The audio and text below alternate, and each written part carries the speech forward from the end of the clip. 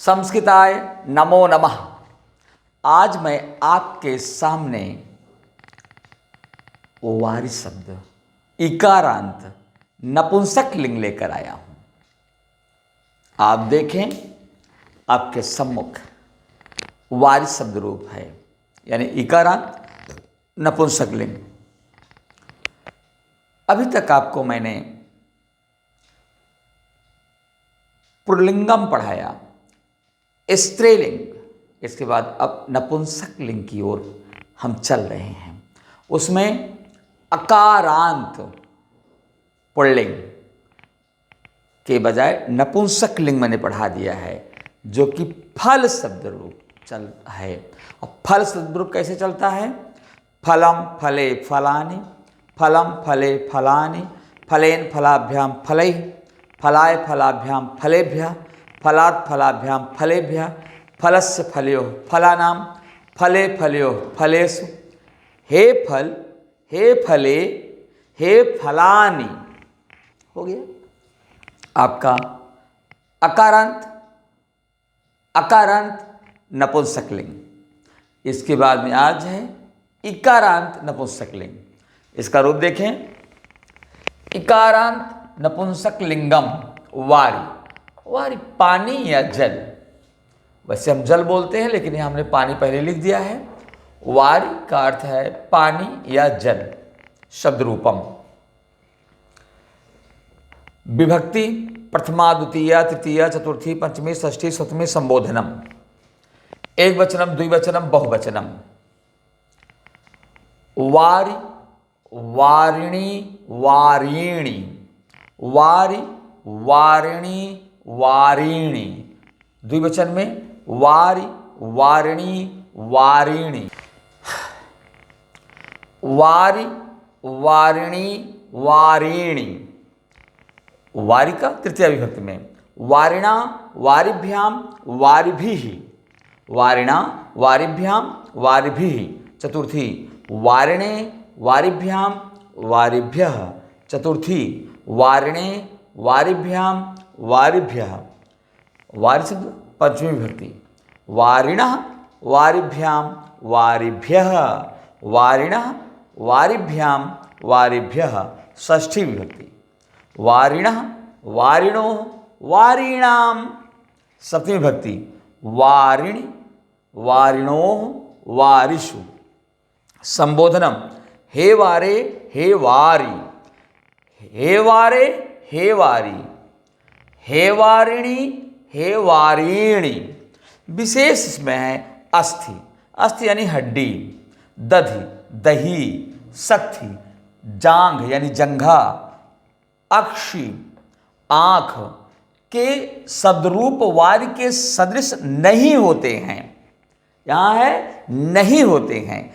इनके अतिरिक्त सभी इकारांत नपुंसक लिंग के रूप वारी के सदृश ही होते हैं। यानी अस्थि दधि शक्ति अक्षि, इनके रूप वारी की तरह नहीं चलते हैं।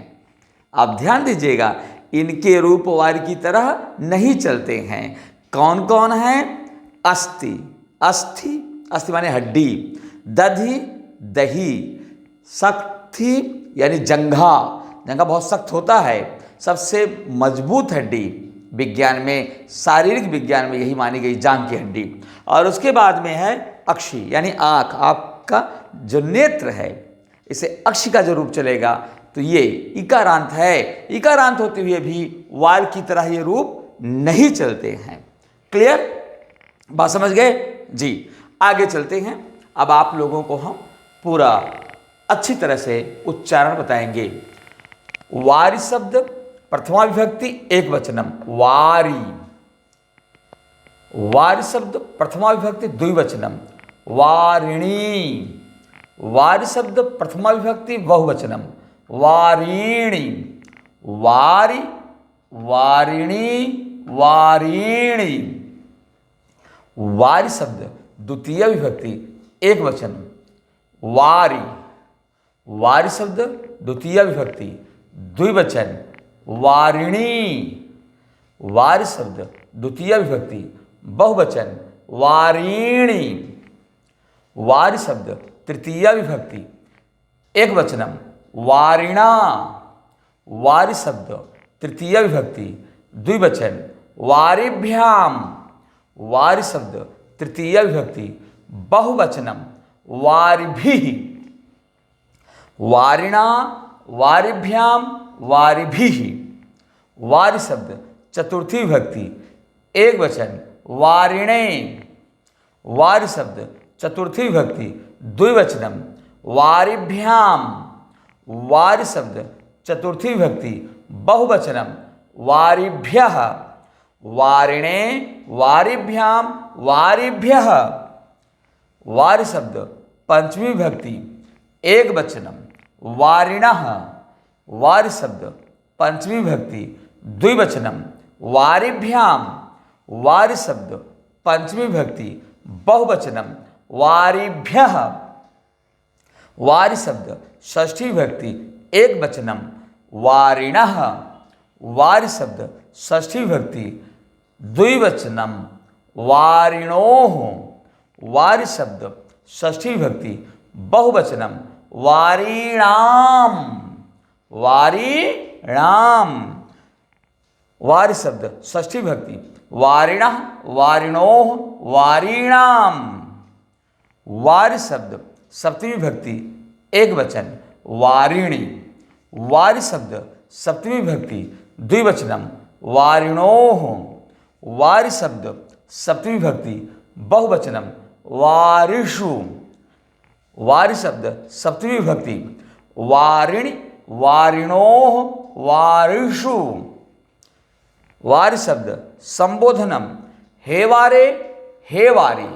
वारि शब्द संबोधनम एक वचन में हे वारे हे वारी। हे वारे हे वारी। वारि शब्द संबोधनम यानी संबोधन विभक्ति में द्विवचन में हे वारिणी। वारि शब्द संबोधन में बहुवचन में हे वारिणी। तो क्लियर हो गया यह शब्द रूप जी।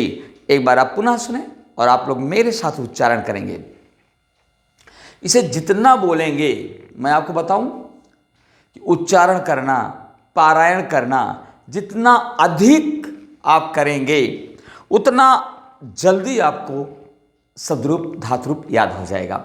जब शब्दरूप याद हो जाता है तो दोबारा भूलता नहीं है। इसे वन टाइम इन्वेस्टमेंट कहा जाता है। अब भूलेगा नहीं, इसके लिए आपको क्या करना होगा कि बस एक बार सोच लेना है आपने क्या पढ़ा है, बस उंगलियों पर आराम से सब हो जाएगा। तो वारी वारिणी वारिणी ऐसे पहली उंगली उठाएंगे और पहली उंगली को आप करेंगे क्या, प्रथमा विभक्ति मानेंगे और शुरू करेंगे वारी वारिणी वारिणी। वारी वारिणी वारिणी प्रथमा विभक्ति। देखिए 1 2 3 तो प्रथमा विभक्ति एक वचन में वारी वारिणी वारिणी, एक में वारी, द्वि में वारिणी और बहुवचन में वारिणी। तो मैं केवल विभक्ति बोलूंगा और उच्चारण करूंगा, आप लोग करते रहेंगे साथ में, ठीक है बेटा जी। वारी शब्द प्रथमा विभक्ति वारी वारिणी वारिणी। वारी वारिणी वारिणी। हाँ बोलो बच्चे, वारी वारिणी वारिणी। वारि शब्द द्वितीय विभक्ति वारी वारिणी वारिणी। आप देखिए इसमें प्रथमा और द्वितीय समान चलते हैं, एकदम समान, कोई अंतर नहीं। और संबोधनेचा तो है ये है, इसमें केवल ये एक वचन का बस परिवर्तन होता है और वारिणी वारिणी वही होता है। इसके बाद देखें द्वितीय विभक्ति में वारी वारिणी वारिणी। तृतीया में वारिणा वारिभ्याम वारिभिः। वारिणा वारिभ्याम वारिभिः। वारिणा वारिभ्याम वारिभिः। चतुर्थी विभक्ति वारिणे वारिभ्याम वारिभ्यः, वारिणे वारिभ्याम वारिभ्यः, वारिणे वारिभ्याम वारिभ्यः। षष्ठी विभक्ति वारिणः वारिणोः वारिणाम। षष्ठी विभक्ति वारिणः वारिणोः वारिणाम, वारिणः वारिणोः वारिणाम। एक बार पुनः देख लें आप, पहले चतुर्थी वारिणे वारिभ्याम वारिभ्यः, वारिणे वारिभ्याम वारिभ्यः। पंचमी विभक्ति वारिणः वारिभ्याम वारिभ्यः, वारिणः वारिभ्याम वारिभ्यः। षष्ठी विभक्ति वारिणः वारिणोः वारिणाम, वारिणः वारिणोः वारिणाम। सप्तमी विभक्ति वारिणि वारिणोः वारिषु। सप्तमी विभक्ति पुनः देखें वारिणि वारिणोः वारिषु, वारिणि वारिणोः वारिषु। संबोधनम हे वारे हे वारी। संबोधन व्यक्ति के एक वचन में हे वारे हे वारी, हे वारिणी हे वारिणी। अब एक बार पुनः देखें, दो दो विभक्तियों का उच्चारण एक साथ। वारि वारिणी वारिणे, वारि वारिणी वारिणी, वारि वारिणी वारिणी।